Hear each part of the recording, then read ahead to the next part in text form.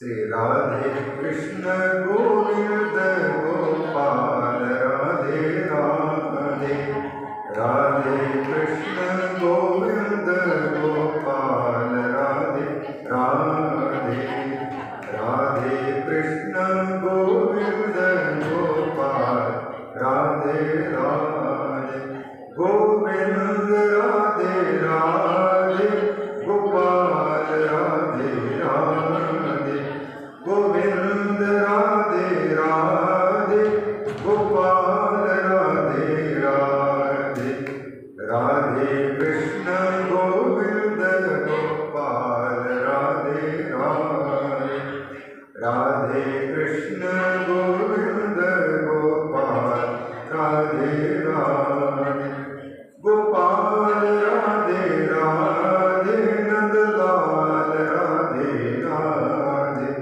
गोपाल राधे राधे नंदलाल राधे राधे, राधे कृष्ण गोविंद गोपाल राधे राधे, राधे कृष्ण गोविंद गोपाल राधे राधे, गोविंद राधे राधे गोपाल राधे राधे, गोविंद राधे राधे गोपाल राधे राधे।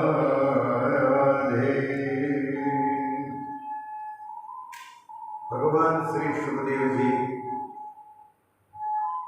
श्री वेदव्यास जी के मुखारविंद से संपूर्ण श्रीमद् भागवत महापुराण का अध्ययन किया, क्योंकि यद्यपि ब्रह्मनिष्ठ है महात्मा और वेदव्यास जी के आश्रम को छोड़कर के जा चुके थे, लेकिन भगवान वेदव्यास जी के शिष्यों के मुख से श्रीमद् भागवत की मधुरिमा का संक्षेप में श्रवण करके पुनः आकर्षित होकर के वेदव्यास जी के आश्रम पर पहुँचे और उन्होंने श्रीमद् भागवत महापुराण का अध्ययन किया। यह बात श्री सूत जी महाराज नैमिषारण्य तीर्थ में बैठे हुए 88,000 ऋषि मुनियों के सामने वर्णन कर रहे थे और प्रमुख प्रश्नकर्ता के रूप में विराजमान श्री शौनक जी महाराज बड़े एकाग्रचित्त से श्रवण कर रहे थे और कथा श्रोताओं में बड़े रसिक श्रोता थे। उन्होंने जब यह सुना कि वेदव्यास जी के मुख से सुखदेव जी ने इस पुराण का अध्ययन किया तो प्रश्न उपस्थापित कर दिया, सवै निवृत्ति निरतः सर्वत्रोपेक्षको मुनि कस्य वा बृहति एतां आत्मा रामः समभ्यसत्। सूत जी महाराज कृपा करके यह बताइए, सुखदेव जी तो निवृत्ति मार्गी हो चुके थे, निवृत्ति निरतः, सर्वत्र उपेक्षक, किसी चीज की उनको अपेक्षा नहीं थी, सब चीज की उपेक्षा करने वाले थे, क्योंकि जिसको ब्रह्म रूपता की प्राप्ति हो चुकी हो, ब्रह्मनिष्ठ महापुरुष हो चुके हों, ब्रह्मरूप भी हो चुके हों, ऐसे व्यक्ति को, आत्माराम व्यक्ति को, जो स्वयं अपने आत्मा में रमण कर रहे हों, उसको इन शास्त्रों के अध्ययन की आवश्यकता ही क्यों? तो इस बृहति संहिता को, श्रीमद् भागवत महापुराण का अध्ययन कर उन्होंने क्यों किया, उनकी कैसे इसमें मति हुई, इस प्रश्न को सुनकर के सूत जी महाराज कहते हैं कि देखिए शौनक जी, चाहे व्यक्ति कितना भी मुनि क्यों ना हो और आत्माराम ही क्यों ना हो और जिनके सब प्रकार के संदेह समाप्त हो चुके हों, कोई ग्रंथि नहीं रह गई हो, फिर भी भगवान के चरित्र, उनके गुण है ही ऐसे ये बड़े बड़े आत्माराम महामुनियों का चित्त भी खिंचा चला आता है। आत्मारामाश्च मुनयः निर्ग्रंथाः अपि, भले वो निर्ग्रंथ हों, आत्माराम हो चुके हों, लेकिन फिर भी भगवान की कथा में उनकी अहेतुकी प्रीति हो ही जाती है, भक्ति हो ही जाती है, क्योंकि भगवान के गुण में ही ऐसे बड़े बड़े महापुरुषों के चित्त को खींच लेते हैं। इत्थम भूत गुणों है। इसीलिए भगवान श्री सुखदेव जी महाराज आत्माराम होते हुए भी, ब्रह्मनिष्ठ महापुरुष होते हुए भी श्री हरि के गुणों से चित्त आकर्षित होने के कारण उन्होंने अध्ययन किया इस शास्त्र का। क्यों?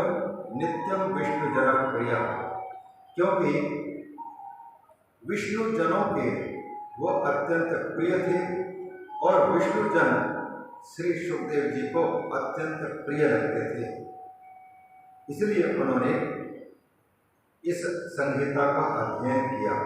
इस प्रकार से वेदव्यास जी का संक्षेप में चरित्र, उनके जन्म कर्म की बात और श्री सुखदेव जी के बारे में संक्षेप में संकेत करके श्री सूत जी महाराज अब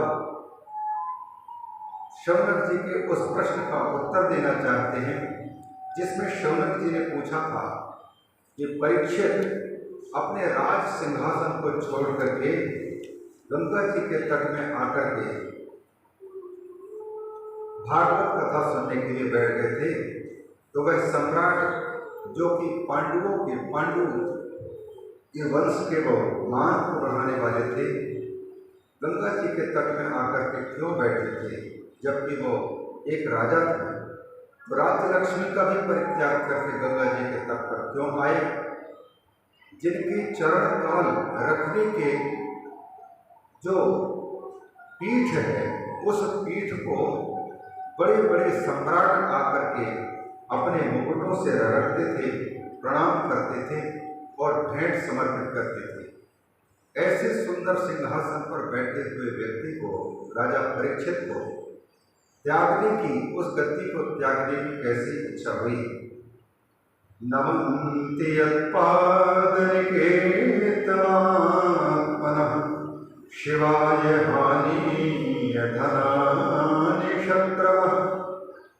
बड़े बड़े विपक्षी राजा लोग भी, शत्रु राजा लोग भी अपने कल्याण के लिए कि हम सही सलामत रहें, हमारा राष्ट्र सुरक्षित रहे, हमारी प्रजा सुरक्षित रहे, तदर्थ हम सम्राट परीक्षित को अनुकूल बना करके रखें।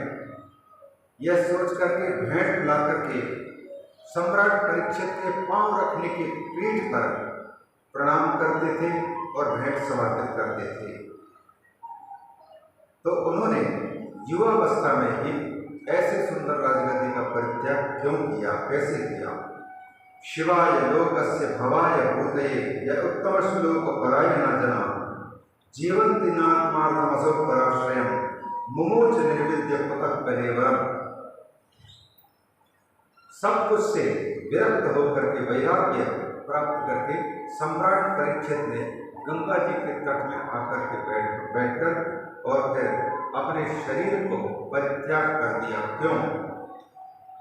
तत्सर्वं न समाश्रित्य समाचक्षु पृष्ठो यदि किंचन मन्ये त्वां विषये वाचां स्नातमन्यत्र छान्दसा। सूत जी से शौनक जी कहते हैं कि सूत जी, आपको वेद विषय को छोड़ करके शेष समस्त पौराणिक शास्त्रों से संबंधित जो शब्द है उसमें आपको हम निष्णात मानते हैं। वेद में इसलिए आपको निष्णात नहीं कह सकते क्योंकि आप नियम के अनुसार वेद अध्ययन नहीं किए, बल्कि श्री वेदव्यास जी ने आपको पात्र समझ करके पुराणों का अध्ययन कराया। छान्दसात् अन्यत्र शब्द शास्त्रे निष्णातम् वाचां स्नातमन्यत्र छान्दसात्। तो इस प्रकार से सूत जी से जब प्रश्न किया है तब इसी परीक्षित से संबद्ध प्रश्न का उत्तर देने के लिए श्री सूत जी महाराज परीक्षित का जन्म और परीक्षित जी का कर्म सुनाने लगे। 7वें अध्याय से लेकर के 19वें अध्याय तक 13 अध्यायों में सम्राट परीक्षित के जन्म और कर्म की कथा, और जब सम्राट परीक्षित के जन्म की बात जब आएगी तो स्वाभाविक है महाराज परीक्षित को जन्म देने वाली माँ उत्तरा की भी बात आएगी, और सम्राट परीक्षित को जन्म देने वाले पिता अभिमन्यु की भी बात आएगी। तो अभिमन्यु और उत्तरा इनकी बात जब चलेगी तो ये किनके बेटे थे यह भी चर्चा आएगी। अतः सुभद्रा और अर्जुन इन दोनों की बात आएगी। अब जब सुभद्रा और अर्जुन की बात है तो फिर इनके साथ साथ में इनके शेष 4 भाई युधिष्ठिर, भीम, नकुल, सहदेव इनकी भी बात आएगी। इस प्रकार 5 पांडवों की जब चर्चा आ रही है तो फिर द्रौपदी फिर क्यों छूटे, और जब ये 5 पांडव और द्रौपदी की चर्चा आ रही है तो फिर इन पूरे परिवार के मुखिया कहलाने वाली माँ कुंती की भी चर्चा आएगी, और प्रसंगवशात भीष्म की भी चर्चा आएगी, विदुर जी की भी चर्चा आएगी, और गांधारी तथा धृतराष्ट्र इनकी भी बात आएगी। तो इन सब की बातें इन 13 अध्यायों में आ रही हैं। और सम्राट परीक्षित गंगा जी के तट तक पहुंचे कैसे, वहां तक की बात ये 13 अध्यायों के अंदर सब बताने जा रहे हैं। प्रकरण वहां से शुरू कर रहे हैं जब महाभारत का युद्ध चल रहा था, और उस महाभारत के युद्ध में प्रायः महाभारत युद्ध समाप्त हो चुका था। आखिरी में दुर्योधन और भीम इन दोनों के गदा युद्ध चल रहा था। वहां से परीक्षित के जन्म की भूमिका रखते हुए सूत जी कहते हैं, परीक्षितोऽथ राजर्षेः जन्म कर्म विलापनम् संस्थां च पाण्डुपुत्राणाम् वक्षे कृष्ण कथोदयम्। अब हे शौनक आदि ऋषियों, मैं महाराज राजर्षि परीक्षित के जन्म, परीक्षित के कर्म और परीक्षित के विलापन अर्थात विलय, वह कैसे शरीर छोड़े, इन सब की बातें प्रारंभ कर रहा हूँ। इसके साथ साथ में पांडु पुत्राणाम संस्थान, पांडु के 5 पुत्र युधिष्ठिर, भीम, नकुल, सहदेव, इन्होंने किस प्रकार से अपनी अंतिम गति सुधारी, अर्थात संस्था जिसको कहते हैं प्रयाण, महाभारत के प्रास्थानिक पर्व और स्वर्गारोहण पर्व, साथ ही साथ अश्वमेधिक पर्व, इन सभी पर्वों के सार लेकर के यहाँ बात बताने जा रहे हैं। युद्ध की बात पहले शुरू कर रहे हैं। सूत जी कहते हैं, यथा मृधे कौरव संजया वीरेश्वथो वीरगतिं गतेषु वृकोदरा विद्य गदाभिमर्श भगनोरुदण्डे धृतराष्ट्रपुत्रे। महाभारत के युद्ध में कौरव और पांडवों के इस भयानक युद्ध में बड़े बड़े वीर गति को प्राप्त हो चुके थे, और अंत में वृकोदर, भीम और दुर्योधन का गदा युद्ध चल रहा था। इस गदा युद्ध में कुशल काले नाग की भांति अत्यंत क्रोधित भीम प्रत्येक पल यह नहीं भूल पा रहे थे कि इस दुष्ट दुर्योधन ने हम पांचों भाइयों की उपस्थिति में हमारी पत्नी का निर्वस्त्र करके जो अपमानित करने की कोशिश किया था, और उस समय मैंने जो संकल्प लिया था कि इसके खून लहू लिहान को मैं पीऊंगा, उस संकल्प को पूरा करने की प्रतिज्ञा उनको याद थी। इसलिए गुस्से में आकर के उन्होंने यद्यपि युद्ध के नियम के अनुसार गदा युद्ध में शरीर के किन अंगों पर गदा प्रहार किया जाए ये सारे नियम, लेकिन भीम को यह भी नहीं भूला है कि इस धर्म क्षेत्र में, धर्म युद्ध में कौरवों की ओर से अधर्म पूर्वक युद्ध हुआ है, नियम के अनुसार नहीं हुआ है। और चक्रव्यूह में अभिमन्यु को गलत तरीके से मारा गया। इसीलिए भगवान श्री कृष्ण का यह इशारा था, जो व्यक्ति धर्म की बात समझता हो तो धर्म क्षेत्र कुरुक्षेत्र में धर्म युद्ध करना तो उचित है, लेकिन धर्म भूमि में पहुंच करके भी जो लोग धर्म पूर्वक युद्ध नहीं करना जानते हों तो उनके साथ में टिट फॉर टैट, जैसे को तैसा। भगवान कहते हैं जो मुझे जैसा बर्ताव करता है उसके साथ में वैसा ही बर्ताव करता हूँ। ये यथा मां प्रपद्यन्ते तांस तथैव भजाम्यहम्। यदि शांति की बात समझने वाला शांति से बात करता है तो उसके साथ में शांति पूर्वक ही सारे कार्य संपन्न करता हूँ। धर्म की बात करता है और धर्म पूर्वक जीने वालों के साथ में मैं धर्म पूर्वक व्यवहार करता हूँ, लेकिन जो धर्म को छोड़ करके अधर्म पूर्वक खेल खेलने की कोशिश करता है तो मैं भी उसके साथ अधर्म से ही लड़ाई करता हूँ, क्योंकि जो व्यक्ति जिस भाषा में समझता हो उसी भाषा में उसके साथ बात करना उचित। भगवान का यह इशारा है गीता आदि की। इसीलिए भीम ने विचार किया इस दुष्ट के साथ में मैं धर्म पूर्वक युद्ध करूं, यह बिल्कुल उचित नहीं है। जिसने अधर्म पूर्वक अन्याय पूर्वक सारा कदम उठाया है, इसलिए मैं अन्याय पूर्वक ही क्यों ना मारना पड़े, मैं इसको खत्म करूंगा। इसलिए गदा युद्ध करते समय पर दुर्योधन के जान पर, उस गुप्तांग पर भीम ने गदा का प्रहार किया, और जैसे ही जंघा पर गुप्तांग पर प्रहार हुआ, तिलमिला करके और गिर पड़ा दुर्योधन। भगलूर दंडे धृतराष्ट्र पुत्रे, धृतराष्ट्र के पुत्र दुर्योधन जान टूट गया तो जमीन पर धड़ाम से गिर गए, और गिर गया, कराहने लग गया।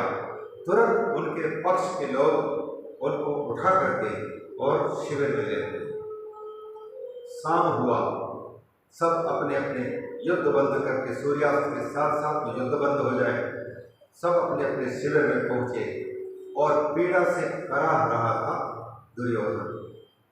ऐसे समय पर दुर्योधन को एक और यह सोच करके बड़ा गुस्सा आ रहा था कि मेरे पक्ष में आचार्य द्रोण है, मेरे पक्ष में पितामह भीष्म है, मेरे पक्ष में महावीर दानी कर्ण है, मेरे पक्ष में न जाने शकुनी मामा आदि सब के सब 11 अक्षौहिणी सेना भी है। और जिन वीरों को, जिन मल्लों को हमने इतने दिनों तक पाल पोस करके रखा, इनमें से एक भी व्यक्ति मेरे काम नहीं आया। सब केवल खाए पिए और ऐसे ही हजम कर दिए, अन्न की बर्बादी करके रख दिया, मेरे कोई काम नहीं आए। 100 कौरवों में से अंतिम कौरव के रूप में मैं बचा, और बाकी मेरे 99 भाई मारे गए। 5 पांडवों में से एक भी, 5 उंगलियों में से एक भी उंगली न टूटने की तरह एक भी पांडव का कुछ नहीं हुआ। इस कारण से बहुत दुख हो रहा था और गुस्सा भी हो रहा था। ऐसे समय पर, रात के समय पर आचार्य द्रोण का पुत्र अश्वत्थामा पहुंचा और उन्होंने दुर्योधन की इच्छा जान करके कि दुर्योधन पीड़ित है, इसलिए ये पांचों पांडवों में से एक भी व्यक्ति नहीं मरा, अतः मैं भी इनका अन्न पाया हूं, इनको खुश करना है तो पांचों पांडवों का मैं वध करके दिखाऊं, या तो फिर किसी एक पांडव का भी अगर मैं वध करके दिखा दूं तो दुर्योधन को लगेगा कि चलो हमारे पक्ष के लोग अनेक गए तो गए, लेकिन पांचों पांडवों में से कोई एक भी तो गया। भर्तुः प्रियं द्रोणिरितिस्म पश्यन् कृष्णा सुतानां स्वपतां शिरांसि। रात के समय पर निकल पड़ा, जबकि रात के समय पर युद्ध तो बंद है। सूर्यास्त के सूर्योदय के साथ में युद्ध का प्रारंभ और सूर्यास्त के साथ में युद्ध का बंद, युद्ध विराम। और रात के निकला, रास्ते में देख रहा था एक उल्लू कौवा के पीछे लगा हुआ था। उसको विचार करने का अवसर मिल गया कि ये कौवा के पीछे इसलिए लगा है क्योंकि उल्लू दिन में तो देख नहीं सकता और कौवा रात में देख नहीं सकता। दिन में उल्लू को परेशान करता है कौवा, तो रात में उल्लू बदला लेता है कौवे का। काकोलोकीय, कौवे और उल्लू के झगड़े। तो उन्होंने इसी से अनुमान किया कि रात के समय पर जैसे कौवा को उल्लू पछाड़ता है, मारता है, उसी प्रकार मैं भी इनको सोए हुए में रात में चाहे जो भी मिल जाए समाप्त करूँगा।